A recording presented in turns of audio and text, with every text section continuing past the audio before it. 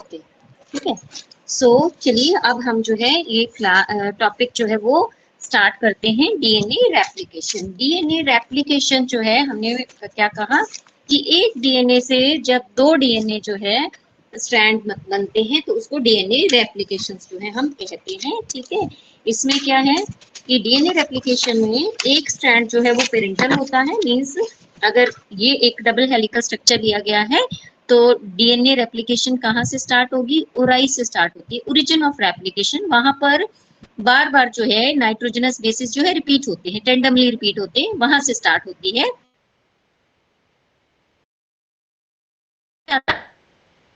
ये स्ट्रैंड जो है, एक स्ट्रैंड जो है वो पेरेंटल स्ट्रैंड होगा, ठीक है। और आपको पता है उस पे नाइट्रोजनस बेसिस जो भी प्रेजेंट होते हैं उसके कॉम्प्लीमेंट्री दूसरे नाइट्रोजनस बेसिस जो हैं वो आके अटैच करेंगे और ये एक कंप्लीट स्ट्रैंड बन जाएगा, ठीक है। और इसी तरीके से दूसरी तरफ जो है वो फॉर्म होता है, ठीक है। हम स्ट्रैंड जो है जो दोनों स्ट्रैंड जो है डीएनए के खुल जाएंगे, ठीक है। और एक डबल हेलिकल स्ट्रक्चर जो है वो डीएनए का अपेयर होगा कि मान लीजिए जैसे ये दो स्ट्रैंड है, अगर जैसे मान लीजिए ये इस तरीके से कॉल्ड स्ट्रैंड है तो ये क्रॉस का जो स्ट्रक्चर बन रहा है ना, यहाँ से ये क्या करता है, खुलना शुरू कर देता है, ठीक है। ये खुलना शुरू कर देगा। अब आपको मालूम है इसके ऊपर जो नाइट्रोजनस बेस पेयर है वो इसके कॉम्प्लीमेंट्री थे, तो ये दोनों दूर चले जाएंगे और सिमिलरली जो इसके ऊपर नाइट्रोजनस बेस पेयर होंगे वो न्यूक्लियर प्लाज्म से जो है नाइट्रोजनस बेस पेयर इसके आके आकर अरेंज कर जाएंगे और डीएनए जो है वो डबल हेलिकल स्ट्रक्चर बन जाएगा कि एडेनिन के अगेंस्ट थाइमिन, थाइमिन के अगेंस्ट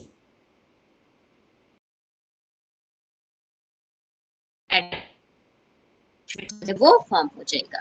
है कि मैकेनिज्म जो है वो डीएनए रेप्लिकेशन का वो किस तरीके से होता है, ठीक है। तो इसमें डीएनए रेप्लिकेशन हमने बोली कि सबसे पहले जो है डीएनए रेप्लिकेशन एक मल्टी स्टेप कॉम्प्लेक्स प्रोसेस है, ठीक है। इसमें नंबर ऑफ एंजाइम्स लगते हैं, प्रोटीन कुछ रेप्लिकेशन पॉइंट को हम ओराई बोलते हैं। हम क्या बोलते हैं, ओराई या फिर ओरिजिन ऑफ अ रेप्लिकेशन।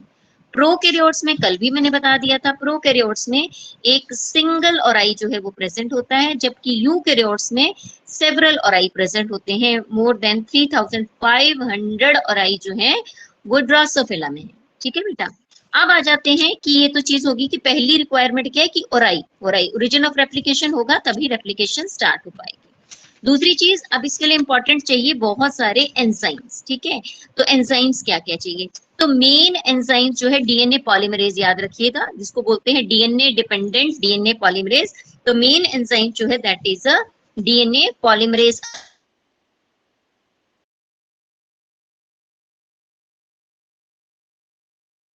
दो तरह के सेल हैं, प्रोकैरियोटिक सेल है, यूकैरियोटिक सेल है, तो इसीलिए जो एंजाइम जो है हमारे वो भी प्रोकैरियोटिक सेल में अलग लगेंगे।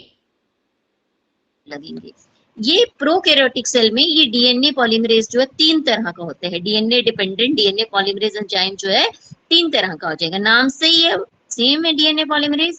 सिर्फ आप क्या लगा दोगे 1 2 3, ठीक है। ये DNA polymerase 1, DNA polymerase 2, DNA polymerase 3, ठीक है। ये तीन तरह के एंजाइम है, ठीक है। और इसी तरीके यूकैरियोटिक सेल्स में कितने हो जाएंगे, alpha, DNA polymerase alpha, DNA polymerase beta, ठीक है, गामा, ठीक है, डेल्टा, ईटा, ठीक है। ये पांच तरह के एंजाइम हो जाएंगे। तो डीएनए पॉलीमरेज 1 जो है वो करता है प्रूफ रीडिंग। मैंने आपको बताई थी प्रूफ रीडिंग क्या होती है कि कोई भी आप मान लीजिए कोई जैसे एग्जाम बाद आप अपना पेपर एक बार पढ़ते हो कि कोई गलती तो नहीं हो गई, अगर गलती होती है तो उसको करेक्ट करते हो। तो डीएनए पॉलीमरेज वही प्रूफ रीडिंग करता है और उसको रिपेयर करता है अगर कोई गलती हुई होती है। पर जो गलती डीएनए पॉलीमरेज 1 से भी छूट गई, उसको रिपेयर वो नहीं कर पाया, तो वो डीएनए पॉलीमरेज 2 करेगा, ठीक है। रिपेयर का मेन काम जो है पॉलीमरेज 2 का है। 3 का क्या काम है, 3 मेनली जो है वो क्या काम करता है, रेप्लिकेशन। जो रेप्लिकेशन का मेन काम है वो डीएनए पॉलीमरेज 3 करता है, ठीक है। तो डीएनए पॉलीमरेज 1 का फंक्शन क्या है, proof reading and repair. DNA polymerase 2 का क्या है, that is specialized for the repair. DNA polymerase 3 का क्या है? That take part in the replication. इन चीजों को नोट डाउन कर लीजिए, लर्न कर लीजिए, these are very very important. दूसरी चीज क्या बोल रही है कि तो यूकैरियोट्स में क्या है बेटा? तो यूकैरियोट्स में भी जो डीएनए पॉलीमरेज डेल्टा जो है, जो कि यहाँ पर डीएनए पॉलीमरेज क्या है? डेल्टा, ये हेल्प करेगा रेप्लिकेट। तो और जो आपका जो आप बाकी अगर इनिशिएशन पहला काम क्या होता है कि पहले जो है ये डबल हेलिकल स्ट्रक्चर जो है ना, इसमें सबसे पहले हमें ये चीज है कि इसमें ओराई मिले, ठीक है। ओराई मिलने के बाद जो है वो सारे जो रिक्वायरमेंट, जो एंजाइम होने चाहिए, आयन होने चाहिए, वो सारी चीजें अगर हैं तो फिर जो डीएनए रेप्लिकेशन जो शुरू होती है, वो स्टेप को बोलते हैं इनिशिएशन ऑफ द रेप्लिकेशन। तो उसके लिए डीएनए पॉलीमरेज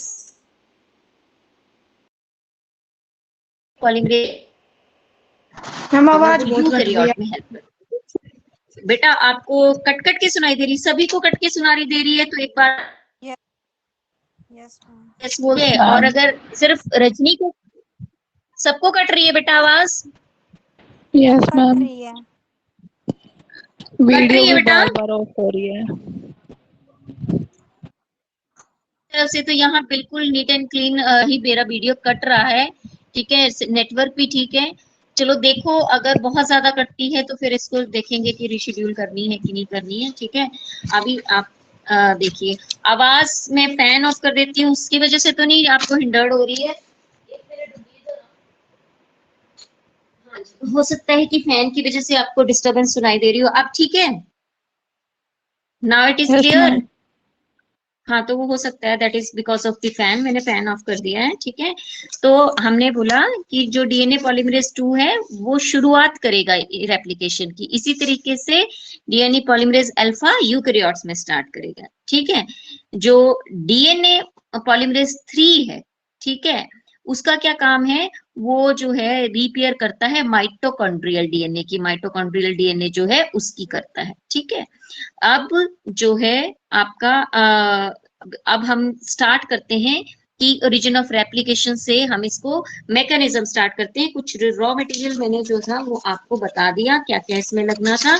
अब नाउ दी स्टेप्स आ जाते हैं कि मैं आपको जो इसमें एक्सप्लेन कर रही हूँ, I am going to explain in the detail ताकि आपको समझ आ जाए। उसके बाद जब आपको एक बार लर्न हो जाएगा तो आप फिर एक्सप्लेन जब अपने आप करते हो, क्वेश्चन जब आपसे पूछे जाते हैं तो आप उसको प्रिसाइज फॉर्म में ही करोगे, ठीक है। लेकिन समझने के लिए हम आपको डिटेल से समझाते हैं, ठीक है। तो पहला जो है स्टेप जो है that is origin of replication. Origin of replication first चीज जो है, ठीक है। तो रेप्लिकेशन हमने क्या बताया कि रेप्लिकेशन जो है वो एक पर्टिकुलर पॉइंट पे जो है स्टार्ट होती है, जिसको क्या कहते हैं? origin of replication, which has a particular nucleotide sequence called the autonomic replicating sequence, और इसको ARS भी बोलते हैं, इसको ARS भी बोलते हैं कि ओरिजिन ऑफ रेप्लिकेशंस जो है वो एक पर्टिकुलर रेप्लिकेशन जो है वो एक पर्टिकुलर पॉइंट पे स्टार्ट होती है, जिसको बोलते हैं ओरिजिन ऑफ रेप्लिकेशंस, ठीक है। ओरिजिन ऑफ रेप्लिकेशंस पे क्या प्रेजेंट होते हैं? It has particular nucleotide sequence है क्या इसमें? पर्टिकुलर न्यूक्लियोटाइड सीक्वेंस प्रेजेंट होते हैं, न्यूक्लियोटाइड सीक्वेंस। और उन पर्टिकुलर न्यूक्लियोटाइड सीक्वेंस को कहते क्या हैं? उनको हम कहते हैं ऑटोनॉमिक रेप्लिकेटिंग सीक्वेंस और ARS कहते हैं, ठीक है। अब मुझे बताइए, अपने आप को अनम्यूट रखिए, ठीक है, मैं पूछते जाऊंगी, आप आंसर करते चलिएगा। How many oris are present in prokaryotes? कोई भी बताइए, how many oris are present in prokaryotes? Single है सिंगल। प्रोकैरियोट्स जो है दैट हैज सिंगल ओराई, उसके पास जो है वो सिंगल ओराई जो है वो होता है। And how many ori are present in eukaryotes? Eukaryotes Number के of पास orais क्या are कितने more. Number of oris they are present in a eukaryotes. Eukaryotes has several ori या मेनी ओराई जो है उसके पास होते हैं, ठीक है। एंड अगर एग्जांपल में मैंने जैसे अभी आपको बताया था, how many ori has a drosophila, drosophila के पास कितने ओराई होते हैं? 3500. हाँ जी, it has 3500 oris they are present in a drosophila, ठीक है। तो क्योंकि इसके पास एक ही ओराई है, देखिए ये प्रोकैरियोट्स है ना बच्चे, तो प्रोकैरियोट्स के पास अगर एक ही ओराई है, एक ही ओरिजिन है, तो उसके पास रेप्लिकेटिंग यूनिट क्या होगी? सिंगल रेप्लिकेटिंग यूनिट होगी, जिसको सिंगल रेप्लिकॉन बोलेंगे। तो DNA of prokaryote function as a single replicating unit called replicon, ठीक है। क्या बोलेंगे? DNA of prokaryotes function as a single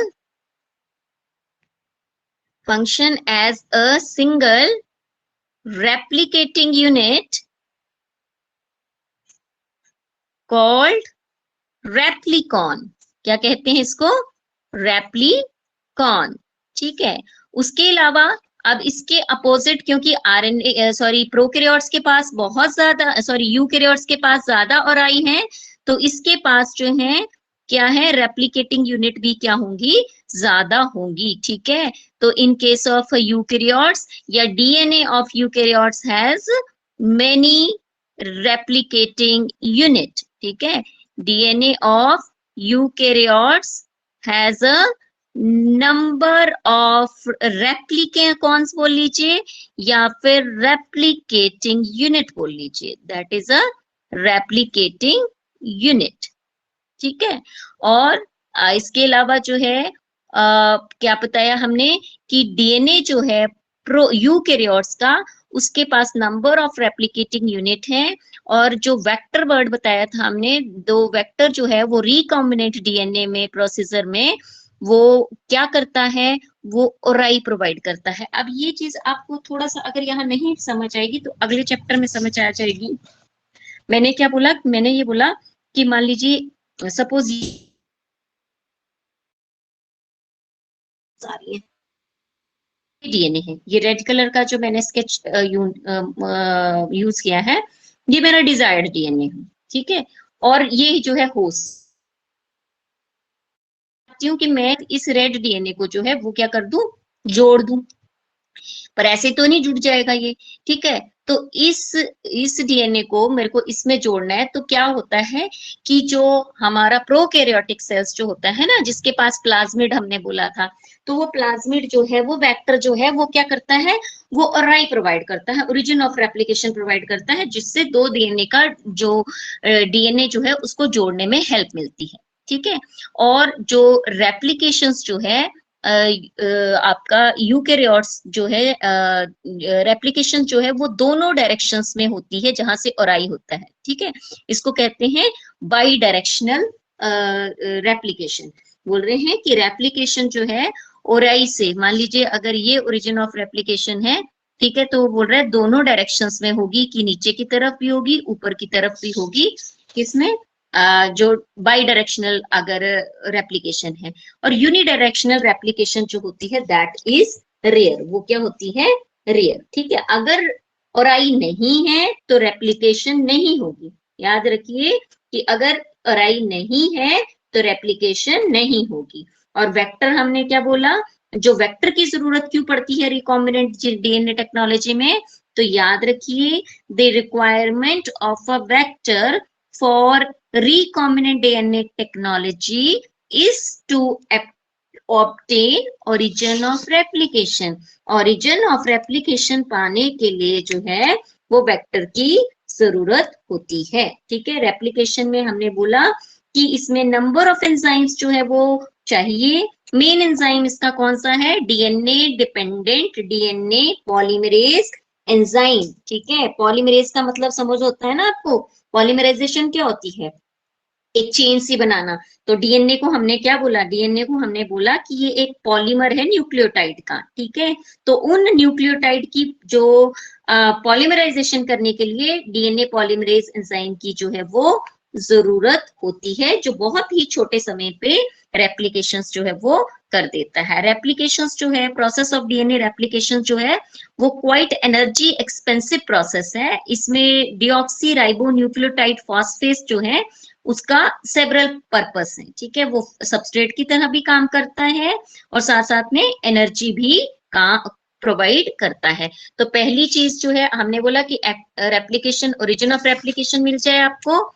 दूसरा आप क्या करोगे, दूसरा उसमें होना चाहिए activation of, second thing is activation of deoxy ribo nucleotides, ठीक है। Activation of deoxy ribo nucleotides, ठीक है। Give me a second, I think आपकी जो शीट है उस पे जो है वो थोड़ा सा मेरी हैंड के शैडो आ रही है, तो मैं इसको टर्न कर देती हूँ सो दैट आप आराम से देख सकें। I just give me, I can change my position. You can give me a second.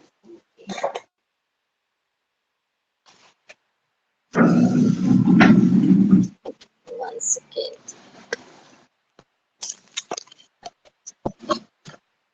I think अब जो है ये नहीं होगा ऐसा।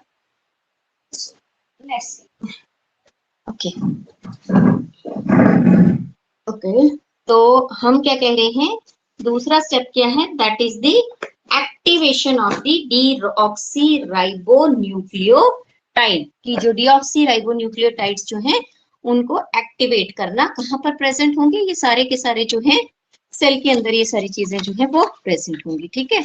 तो आपको पता है कि 4 टाइप ऑफ न्यूक्लियोटाइड्स हमारे पास प्रेजेंट है। There are 4 types of nucleotide. कौन कौन से, डीऑक्सी, ठीक है, उसके बाद एडनिन मोनोफॉस्फेट, ठीक है, उसके बाद क्या है, डीऑक्सी ग्वेनिन मोनोफॉस्फेट, तीसरा क्या है, डीऑक्सी साइटोसिन मोनोफॉस्फेट, और फोर्थ वन डीऑक्सी थाइमिडिन मोनोफॉस्फेट। तो इनको क्या करना है, इनको जो है वो क्या करना है, एक्टिवेट करना है। The activation of these nucleotide, इन न्यूक्लियोटाइड की जो है वो क्या करनी है, एक्टिवेशन करनी है। 4 types of nucleotides are there, ठीक है, 4 तरह के न्यूक्लियोटाइड्स जो है प्रेजेंट है। अब इनको एनर्जी और फॉस्फेट की हेल्प से और एंजाइम जो है उसकी हेल्प से जो है इसको हम एक्टिवेट करेंगे। मोनोफॉस्फेट है ना ये सारे के सारे, इसको किस में कन्वर्ट करेंगे, ट्राईफॉस्फेट में, ठीक है, ट्राईफॉस्फेट में। तो ये जो है फॉस्फेट ग्रुप आ गया, ठीक है, एंजाइम लग जाएगा फॉस्फो राइलेज, ठीक है, और एनर्जी, और सारे के सारे जो है इसको कन्वर्ट कर दीजिए। जैसे ये किसमें, मैं यही अगर लिख दूं तो ये किसमें हो जाएगा, डीऑक्सी एडनिन ट्राइफॉस्फेट, ठीक है। ये किसमें आ जाएगा, डीऑक्सिन क्या नाम है इसका, ग्वेनिन ट्राइफॉस्फेट, यहाँ लिख लेते हैं deoxy adenine triphosphate, deoxy guanine triphosphate, then deoxy cytosine triphosphate और डीऑक्सी थाइमिडिन ट्राइफॉस्फेट जो है वो चारों को इनको कन्वर्ट करना है, ठीक है। तो 4 तरह के डीऑक्सी राइबो न्यूक्लियोटाइड्स जो हैं वो प्रेजेंट है। एनर्जी और जो फॉस्फेट है उसकी हेल्प से, साथ में एंजाइम जो है फॉस्फोराइलेज उसकी हेल्प से जो है न्यूक्लियोटाइड जो है वो सारे मोनोन्यूक्लियोटाइड किस में कन्वर्ट हो गए, ट्राईफॉस्फेट में जो है ये सारे के सारे कन्वर्ट हो गए। अब थर्ड स्टेप जो है दैट इज द इनिशिएशन, जो हमने अभी बोला था कि रेप्लिकेशन शुरू कहाँ पर होती है, ओरिजिन ऑफ रेप्लिकेशन पे जो है वो शुरू होती है। तो third is initiation, third step is initiation, initiation, ठीक है। सो इनिशिएशन जो है, ओरिजिन ऑफ रेप्लिकेशन जो है वो कहाँ पर शुरू होगी, जहां पर डीएनए के स्ट्रैंड पे जो है ओराई जो है वो क्या करा, वो मिला। ठीक है, तो जैसे मान लीजिए अब हम इसको डबल हेलिकल स्ट्रक्चर को इस तरीके से सिंगल स्ट्रैंडेड फॉर्म में लिख रहे हैं। ठीक है, मान लीजिए एक फिफ्थ एंड है तो दूसरा कौन सा होता है, थर्ड प्राइम एंड होता है, ये थर्ड डैश भी बोलते हैं वो। ठीक है, तो उस एंड पे जहां पर हमें मान लीजिए ये एंड जो है यहाँ पर ओरिजिन ऑफ रेप्लिकेशन मिलता है, अगर हमें इस पॉइंट पे जो है ओरिजिन ऑफ रेप्लिकेशन जो है वो मिलता है, तो एंजाइम कहाँ पर, यहाँ पर जो एंजाइम लगेगा हेलिकेज एंजाइम, वो क्या कर देता है, अब ये डबल था ना, ये बाइंड था, इस तरीके का स्ट्रक्चर था, ऐसा था। ठीक है, था, तो यहाँ पर जो हेलिकेज मिला तो इसने क्या कर दिया, इसको सीधा खोल दिया। जैसे आप देखिए कि जिप होती है, हमारे पास जिप होती है, हम खोलते हैं। ठीक है, वो स्ट्रैंड जो है वो खुल जाएंगे, किसकी हेल्प से, यहाँ एंजाइम जो लगेगा that is the helicase. Helicase enzyme जो है वो टू स्ट्रैंड्स जो है उनको खोल देगा। अब कैसे खोलेगा बेटा, कि यहाँ पर जो हाइड्रोजन बॉन्ड होंगे ना, जैसे सपोज मैं अगर रफली अगर लिख देती हूँ तो ये एडनिन है, तो इसके अगेंस्ट थाइमिन प्रेजेंट होगा, यहाँ साइटोसिन है तो यहाँ पर ग्वेनिन होगा। ठीक है, यहाँ ग्वेनिन है तो यहाँ साइटोसिन प्रेजेंट होगा, यहाँ थाइमिन है तो यहाँ पर एडनिन प्रेजेंट होगा। तो क्या हो रहा है, अब यहाँ क्या हो रहा है आपका, मान लीजिए ये साइटोसिन है, ग्वेनिन है, ये ग्वेनिन है, साइटोसिन है, ये एडनिन है, थाइमिन है, तो बीच के जो हाइड्रोजन बॉन्ड है वो क्या कर गए, ब्रेक करके, वो उस क्या करता है, ये हेलिकेज क्या करता है, इनके हाइड्रोजन बॉन्ड को ब्रेक करता है और इस चेन को जो है वो खोलने में हेल्प करता है, अनजिप करता है, डीएनए के दो स्ट्रैंड को अनजिप करता है। उस चीज के लिए क्या चाहिए होती है, एटीपी एनर्जी जो है वो चाहिए होती है। ठीक है, ट्रू स्ट्रैंड्स जो है वो खुल गए। अब दो स्ट्रैंड्स जो है डिफरेंटली जो है, टू स्ट्रैंड्स जो है वो, एक को हम जो है लीडिंग टेम्पलेट बोलेंगे, एक को लैगिंग टेम्पलेट जो है बोलेंगे, एक का 5 प्राइम एंड और एक का 3rd प्राइम एंड। ठीक है, और इधर जो है, ठीक है, अब जो है इसमें से एक को हम लीडिंग स्ट्रैंड बोलेंगे और एक को हम लैगिंग स्ट्रैंड जो है वो फॉर्म करेंगे। ठीक है, तो ये दोनों स्ट्रैंड जो है वो ओपन हो गए। ठीक है, खुल गए।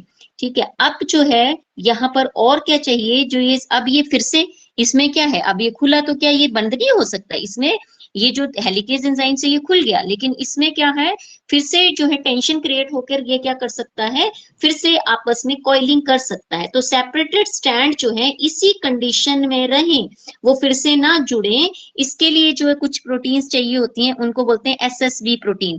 उनको क्या बोलते हैं, सिंगल स्ट्रैंड बाइंडिंग प्रोटीन। क्या चीज है, सिंगल स्ट्रैंड बाइंडिंग प्रोटीन्स, इनको एसएसबी बोलते हैं। तो ये प्रोटीन्स जो हैं एसएसबीपी, ये प्रोटीन जो है इनको फिर से जो है वो टेंशन जो क्रिएट हो रही है उसकी वजह से ये फिर से जुड़ ना जाए डबल स्ट्रैंड, इसलिए सिंगल स्ट्रैंडिंग बाइंडिंग प्रोटीन जो है उसको इसी तरीके से खुला रहने में हेल्प करती है। ठीक है, और इस बोल रहा है कि ये अनबाइंडिंग जो है ये फिर से एक टेंशन जो क्रिएट कर रही है, जिसको रिलीज करते हैं, और कौन रिलीज करेगा, टोपो आइसोमरेज 1 और टोपो आइसोमरेज 2।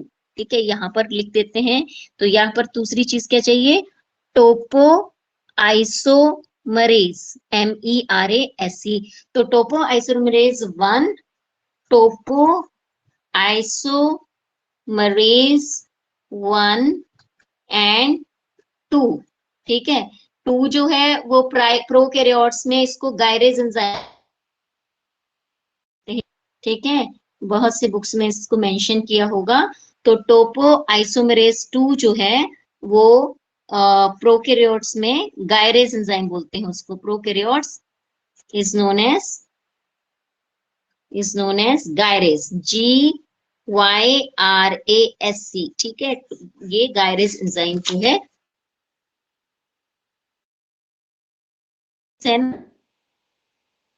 प्रोकैरियोट्स में करता है, वो हेलिकेज की तरह भी काम करता है और जो है टोपो आइसोमरेज की तरह भी काम करता है। तो gyrase it acts both as helicase किस में, प्रोकैरियोट्स में, एंड टोपो आइसोमरेज, तो ये दोनों का काम करता है। ठीक है, अब आप देखिए बेटा, तो ये इस तरीके से जब खुला तो आपको ये वाई शेप स्ट्रक्चर दिख रहा है ना, अगर इसको हम देखें तो ये वाई शेप स्ट्रक्चर दिख रहा है ना।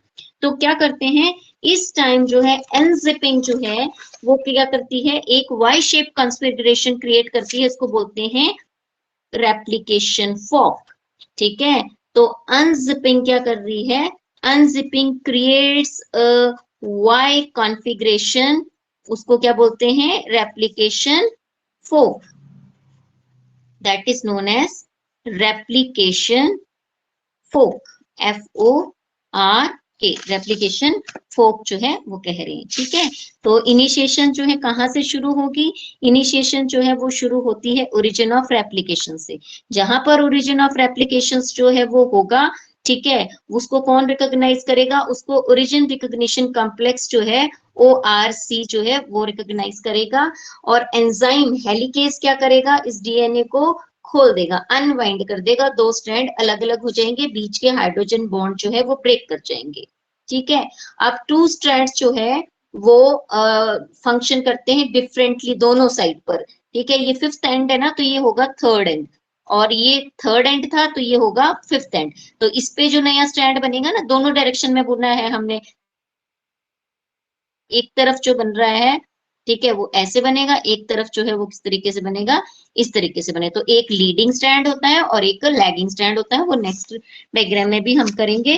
तो क्या बोला कि हेलिकेज एंजाइम तोड़ देगा, और जो सिंगल स्ट्रैंड बाइंडिंग प्रोटीन्स जो होती हैं, वो सिंगल स्ट्रैंड जो बने हैं इनके, उनको मेंटेन रखने में हेल्प करती हैं। और अनबाइंडिंग की वजह से एक टेंशन क्रिएट होती है, उसको स्टेबलाइज करती है टोपो आइसोमेरेज एंजाइम, जो टोपो आइसोमेरेज 1 और 2 होते हैं, ठीक है। प्रोकैरियोट्स में जो है टोपो आइसोमेरेज 2 जो है वो दोनों का काम करता है, जिसको गायरेज बोलते हैं। ये गायरेज जो है वो क्या करता है, वो हेलिकेज का भी काम करता है और टोपो आइसोमेरेज का भी काम करता है, ठीक है। इनिशिएशन के बाद फोर्थ जो पॉइंट है हमारा, दैट इज प्राइमिंग, ठीक है, प्राइमिंग, ठीक है। अब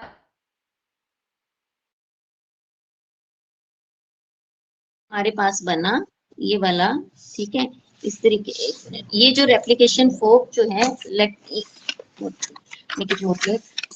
तो इसमें आप देखिए कि ये वाला जो है फिफ्थ डैश एंड, तो ये 3 और ये 3 और ये फिफ्थ, अब ये क्या करेगा ना, धीरे धीरे, ये धीरे धीरे से इधर से भी टूटता चला जाता है। ये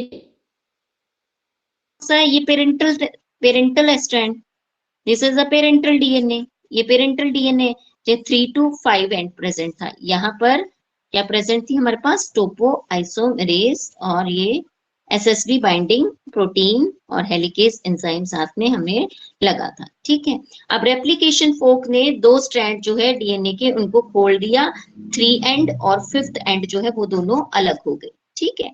अब थर्ड एंड जो है एक स्ट्रैंड का, और फोक एंड जो है दूसरे स्ट्रैंड का, ठीक है, जिसके पास फिफ्थ डैश एंड प्रेजेंट है, ठीक है, ये वाला जो प्रेजेंट है, ठीक है। इस पे स्मॉल आरएनए जो है सिंथेसाइज होगा पहले, सबसे पहले जो एक छोटा सा, यहाँ पर थ्री ये डैश एंड जो है ये वाला, इस पे एक छोटा सा आरएनए का स्ट्रैंड बनता है, जिसको बोलते हैं आरएनए, जिसको प्राइमर बोलेंगे हम, ठीक है, आरएनए प्राइमर। सबसे पहले जो है वो क्या करेगा, थर्ड एंड पे जो है एक आरएनए का छोटा सा स्ट्रैंड बनेगा, जिसको हम क्या बोलेंगे, आरएनए प्राइमर। कौन से एंड पे बन रहा है, थर्ड एंड पे जो बन रहा है, ठीक है, थर्ड फ्री एंड पे जो है वो आरएनए बनेगा, ठीक है। और इस पे एंजाइम कौन सा लगेगा, इस पे एंजाइम जो लगेगा that is the RNA polymerase, enzyme लगेगा आरएनए पॉलीमरेज। तो कहाँ, यहां से रेप्लिकेशन किस डायरेक्शन में स्टार्ट होगी, इस डायरेक्शन में जो है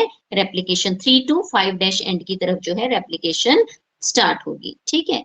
और इसको आरएनए पॉलीमरेज का दूसरा नाम जो है प्राइमेज भी बोलते हैं, that is also known as the primase, primase भी बोला जाता है, ठीक है। अब इस पे एक आर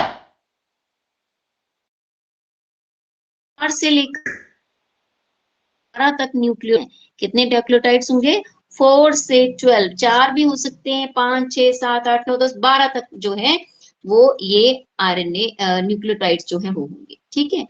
तो ये क्योंकि थर्ड एंड है, तो आरएनए पर जो इसका जस्ट अपोजिट बनेगा, वो उसका एंड कौन सा होगा, उसका फिफ्थ एंड होगा, ठीक है, वो उसका एंड होगा फिफ्थ एंड जो है साथ में जो है अब आता है बेस पेयरिंग। अब तीसरी काम क्या, नेक्स्ट फोर्थ स्टेप के बाद जो है फिफ्थ स्टेप क्या है, that will be base pairing. Base pairing जो है वो स्टार्ट होगी। बेस पेयरिंग मतलब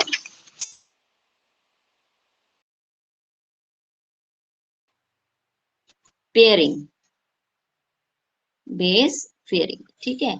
दो स्ट्रैंड्स जो थे डीएनए के रेप्लिकेशन फोक एरिया में, ठीक है, वो किसकी तरह काम कर रहे हैं, अब टेम्पलेट की तरह जो है वो काम कर रहे हैं, ठीक है। उसमें क्या शुरू होगा, जो आपके नाइट्रोजनस जो आपके आपने ट्राइफॉस्फेट जो जितने भी बनाए थे पिछले स्टेप्स में, ठीक है, वो क्या करेंगे, अब वो जो नाइट्रोजनस बेस पेयर जो है वो जो है एडमिन के अगेंस्ट थाइमिन, थाइमिन के अगेंस्ट, ये पूरा वाला रेप्लिकेशन ग्रुप में अगर आपको बताऊं कहाँ बना ये, ठीक है। तो ये जो फॉर्म हुए ना, ये वाला फॉर्म, तो इसमें जो हमने क्या बनाए थे, जैसे मान लीजिए ये थाइमिन था, सी एडनिन ट्राई फॉस्फेट, क्योंकि एडनिन थाइमिन जो है बेस पेयरिंग करता है, तो इसके अगेंस्ट थाइमिन आ जाएगा। इस तरीके से ये सारी की सारी बेस पेयरिंग जो है वो होगी, ठीक है, रेप्लिकेशन फोर्स के आसपास, ठीक है। अब ये this one is like this, इसमें हमने बोला यहाँ से आरएनए प्राइमर, यहाँ पर जो है हमारे पास आरएनए प्राइमर है, इस कौन से एंड पे अटैच किया, 3 एंड पे, और तो इसका अपना कौन सा होगा, 5th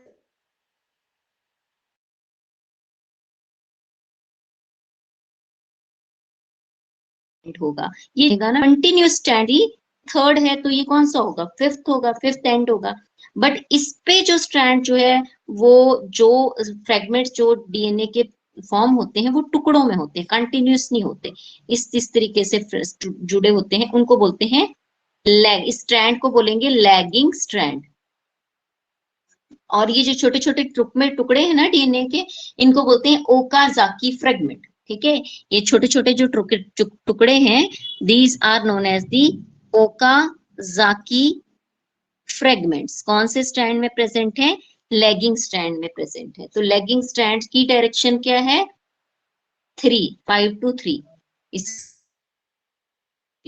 ठीक है।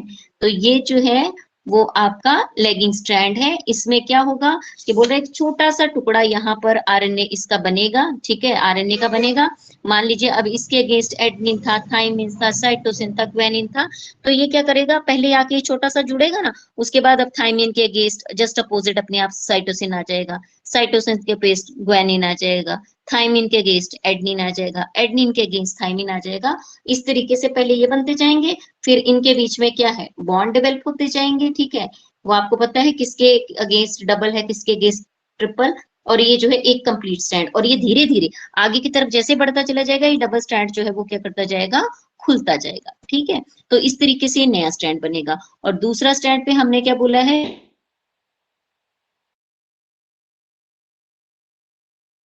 ठीक, इसमें हम फॉर्मेशन जो है वो किस उसमें जो आपका 6th पॉइंट जो है उसमें डीएनए पॉलीमरेज 3 लगेगा प्रोकैरियोट्स में, new strand formation, it requires DNA polymerase 3, किसमें होगा, प्रोकैरियोट्स में, ठीक है।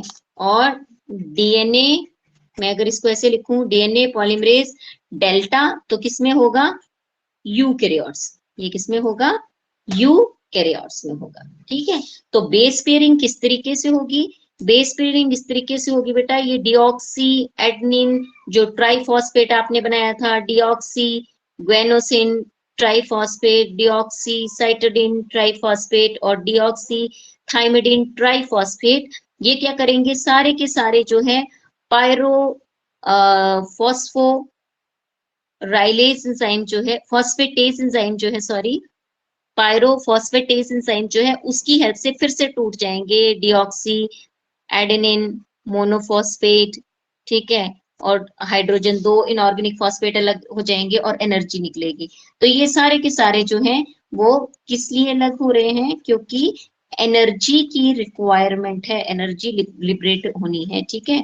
तो ये एनर्जी जो है वो जो है वो क्या करेगी, ये सारी की सारी एनर्जी जो है वो हाइड्रोजन बॉन्ड, यहाँ पर ये जो हाइड्रोजन बॉन्ड बनाने हैं ना, उस हाइड्रोजन बॉन्ड बिल्डअप करने में जो है वो हेल्पफुल होगी, ठीक है। सारे के सारे जो अब जो है वो एनर्जी बॉन्ड बनाने में जो है हेल्पफुल होगी, ठीक है।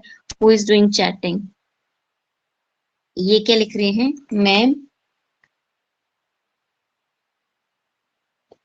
Who is chatting?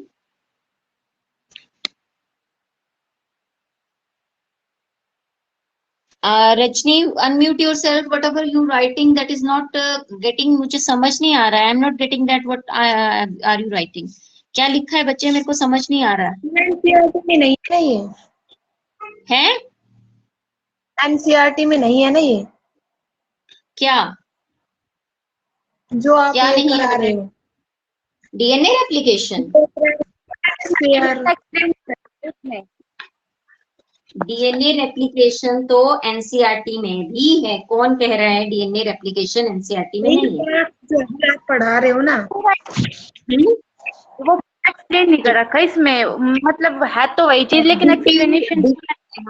Detailed explanation नहीं बताई होगी आपको, बट डीएनए रेप्लिकेशन का मैकेनिज्म जो है वो आता है, एग्जाम में भी पूछा जाता है. ठीक है, बहुत डिटेल्ड में आई थिंक इसने नहीं एक्सप्लेन किया होगा, इन्होंने सिंपल बता दिया है कि किस तरीके से अनबाइंड करते हैं. बट डीएनए रेप्लिकेशन आपको पढ़ाई जाती है बेटा, डीएनए रेप्लिकेशन है आपके सिलेबस में. ठीक है, इसको जो है बहुत डिटेल्ड में नहीं होगी, लेकिन ये है. ठीक है, तो ओके ये. और दूसरी चीज क्यों बेटा, ये आपके लिए क्यों जरूरी है, ये पूछा जाता है. तो आपके अभी मैंने आपका 12th क्लास का प्रैक्टिकल हुआ है, उसमें से भी जो टीचर ने वाइवा पूछा है, उन्होंने भी बच्चों से पूछा है कि लीडिंग स्ट्रैंड कौन सा होता है, लैगिंग स्ट्रैंड से कौन सा होता है, ओकाजाकी फ्रैगमेंट क्या होती है. ये सारी कनेक्टेड है. डीएनए रेप्लिकेशन अगर आप अच्छे से नहीं करोगे तो आपको ट्रांसक्रिप्शन नहीं आएगी, ट्रांसक्रिप्शन नहीं करोगे तो ट्रांसलेशन नहीं आएगी. ये सारी एक दूसरे से जुड़ी हुई है. ठीक है बेटा, तो ये मैकेनिज्म जो है ये भी आपके लिए इम्पोर्टेंट है. ठीक है, तो इसमें तो मोस्टली हो ही गया, आपको बता ही दिया. ठीक है, तो इसमें जो न्यू स्ट्रैंड जो फॉर्म होता है, हमने उसमें क्या बोला कि डीएनए पॉलीमरेज 3 प्रोकैरियोट में हेल्प करेगा, डीएनए पॉलीमरेज जो डेल्टा जो है यूकैरियोट में हेल्प करेगा.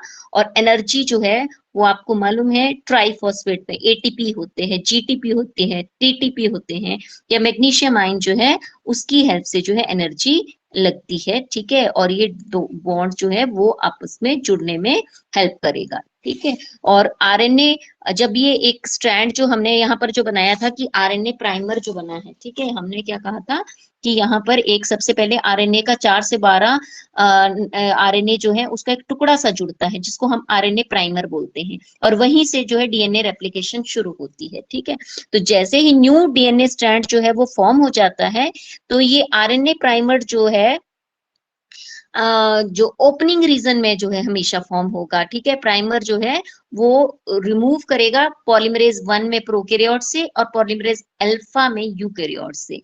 ठीक है, तो ये सेम जो प्राइमर जो है वो बार बार जो है वो लगता है. रेप्लिकेशन एक स्टैंड पे डिसकंटिन्यूअस है और दूसरे स्टैंड पे जो है वो कंटिन्यूअस है. ठीक है, जो स्मॉल स्ट्रेचेस जिसको बताया ना, ये यहाँ पर डिसकंटिन्यूट है, जहां पर छोटे छोटे फ्रेगमेंट्स में जो डीएनए जो है वो फॉर्म हो रहा है, जिनको ओकाजाकी.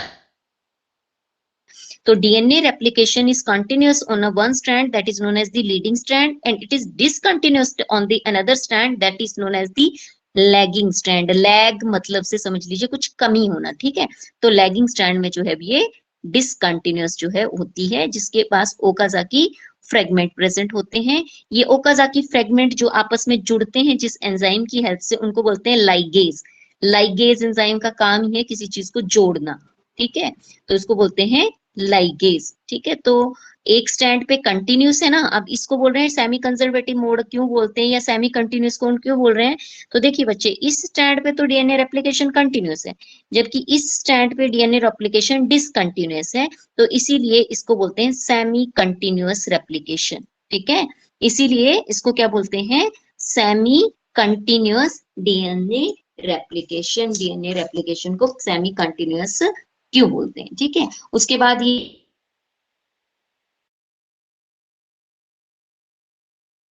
पैराकस्ट में क्या करती है वो मैंने आपको बता, काम है मतलब देखेगा जाके डीएनए जो है, ये जो है वो आपका यूरासिल को जो है थाइमिन से क्या होता है कि यहाँ पे आरएनए बना है ना. ठीक है, इसको कल कंटिन्यूस थोड़ा बहुत मैं कल फिर से समझाऊंगी क्योंकि अभी आपकी क्लास का टाइम हो गया है. तो आरएनए प्राइमर आपको पता है कि यहाँ पे यूरासिल होगा थाइमिन की जगह, है ना, यूरासिल होगा थाइमिन की जगह. तो कई बार गलती से क्या है कि आगे के स्टैंड में भी जो है वो यूरासिल आ जाता है, तो उस यूरासिल को जो है वो मिसमैचिंग जो हुई होती है उसको रिमूव किया जाता है, रिप्लेस किया जाता है डीएनए पॉलीमरेज 2 से प्रोकैरियोट में, ठीक है। तो उसको बोलते हैं प्रूफ रीडिंग, ठीक है, that is known as the proof reading and repair. इसमें से कल फिर मैं आपको इस टॉपिक को फिर से अच्छे से जो है समझा दूंगी, अगर कुछ जो है वो रह गया होगा, क्योंकि जो है वो this is very very important. किस लिए इंपॉर्टेंट है बेटा? क्योंकि जब हमने पता होना चाहिए लीडिंग स्ट्रैंड कौन सा है, लैगिंग स्ट्रैंड कौन सा है, ठीक है, ओकाजाकी फ्रेगमेंट किस पे प्रेजेंट होते हैं, प्रूफ रीडिंग, इसमें जितने एंजाइम हैं they are the most important. Complete mechanism आपको इतना लंबा हो जाता है ना, तो कभी भी इसमें आएगा तो प्रोकैरियोट का आएगा, यूकैरियोट्स का एक्सप्लेनेशन एग्जामिनर नहीं पूछता, यूकैरियोट लेंदी हो जाता है। और इसमें से छोटे छोटे स्टेप्स जो है वो पूछे जाते हैं, ये कौन कौन से, ये लीडिंग स्ट्रैंड और लैगिंग स्ट्रैंड के बीच में डिफरेंस क्या है, ठीक है, कौन होता है, ये इंपॉर्टेंट सी कंटिन्यूटी में जो चलेगा, टेम्पलेट किसको कहते हैं, ठीक है। तो कल हम इस चीज को कंटिन्यू करते हैं। आई थिंक जो है आज ही क्लास हो गई है। कल आज के लिए आपको पास होमवर्क जो है कि आपने डीएनए का स्ट्रक्चर, डीएनए का स्ट्रक्चर जो है वो आपने अच्छी तरीके से लर्न करना है कल के लिए, ठीक है। मैं आपको होमवर्क क्लास वर्क उसमें भी डाल दूंगी कि आपको ये जो डीएनए का स्ट्रक्चर जो है, क्योंकि डीएनए का स्ट्रक्चर नहीं होगा तो हम आगे कुछ भी नहीं कर। तब तक चलते हैं, अगर कुछ ना समझ आए तो पूछ लीजिएगा, ठीक है। नोट्स ओके बेटा। भी नहीं भेजे। नोट्स रजनीश आस्किंग, कौन पूछ रहा है, क्या पूछ रहे हो? Notes ma'am. नोट्स बेटा सेंड करूंगी मैं, एक्चुअल में अभी मेरे को टाइम नहीं मिल पाया क्योंकि मेरे पास 11th क्लास भी आ गई थी पीछे, अब निखिला मैम ने वो लेना स्टार्ट करी है, तो मेरे पास वर्कलोड कम हुआ है थोड़ा, तो मैं आपको नोट सेंड कर दूंगी। हमारी ठीक है मैम। जेनेटिक्स के नोट्स, जेनेटिक्स के नोट्स नहीं आए हैं ना अभी तक आपके पास? मैं पिछले वाले सेंड कर चैप्टर दूंगी के भी आपको। मैम। जेनेटिक्स में आपके पास अभी तक एक भी नोट्स नहीं गया है? नहीं मैम, अभी तक नहीं आया इसका। लास्ट हाँ, जेनेटिक्स के रिप्रोडक्टिव। रिप्रोडक्टिव हेल्थ आई है आपके पास, एक यूनिट के नोट्स कंप्लीट हैं, सेकंड यूनिट्स के नहीं आए हैं, वो मैं दे दूंगी आपको। ओके। ठीक है। Yes ma'am. ओके। ओके बेटा, have a nice day. Leave करिए बेटा।